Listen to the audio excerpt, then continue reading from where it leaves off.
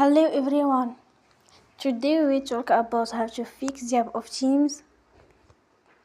We will go to settings. Then we click on apps.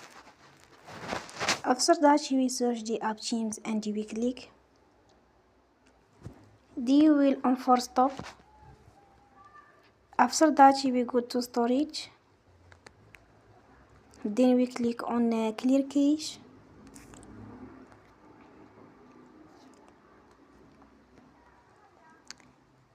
In the end, you will turn off your Wi-Fi